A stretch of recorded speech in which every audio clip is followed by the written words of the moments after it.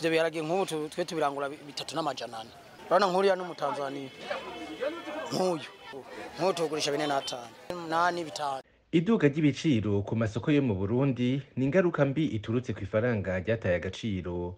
Uku guta agaciro kw'amafaranga kukaba gukora ubwa mbere ku baguzi baja gusuma bakagura utw'intica ntikize.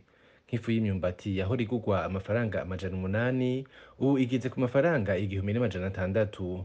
Ikiro c'ibiharage cahora ku mafaranga 1,800 ubu kikaba kigeze ku mafaranga 3,800 mu kiringo c'imyaka 2 gusa. Nayo umuceri uva muri Tanzania ukaba ugeze ku mafaranga 5,000. Kiro tugura 1,600. Kare twahora tubugura buri ku 800 bwaraduze buraja ku 1,000 tabugwa ku cyane mugabo bugeze ku 600 atani imisi yaciye. Haciye nk'amezi 3 yonyene biduze. Je ndiko ndaraba nk'ubu uye ntwaye ku 12,000.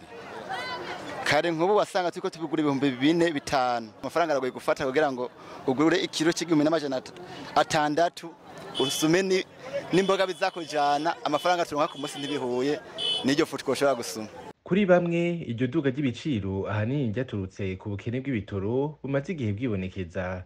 Ivyo bigatuma abadandaza baduza ibiciro kuko nabo niyo baronse ico gitoro kibazimba kuko usanga ivyo bidandazwa biva mu ntara zitandukanye. Mu mwaka bwashitse ku cabiri buzimvye bwashitse ku cabiri twagura 8 amajana 9,95. Nk'ibitoro vyabuze umuntu afise umuzigo ku modoka bamucira amahera menshi nawe acaharura déplacement kugira aronke inyungu. Kuri ivyo biciro bibandanya kuduga bamwe babona ko leta yogabanya amakori ku bidandazwa gutyo nabo bakoroherezwa kuri bimwe nk'ibifungurwa.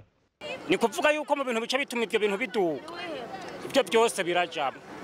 Gico mbona boraba ukuntu amatagisi bakayagamya kugira ngo Abanyagihugu tubeho tworohewe. Abadandaza ariko bakaba babona ko bafatiwe amaboko imugongo kubera ingingo ibuza ko ibidandazwa biva mu ntara bija mu yindi canke imikomine bija mu yindi. Eka mbere n'abarimyi bakaba batemerewe gushora umwimbu wabo aho bashatse. Muri iki gihe bamwe mu baguzi baraja ku isoko bakabura ico bagura kubera amafaranga make. Uwagiye kugura igice c'ikiro c'ibiharage akaruhira gutahana 1/4 c'ikiro ku kuburanirwa. Nyene ndataha kubera nayo nari mfise y'inusu ntakwiye ngira barampa akarobo kayo fise.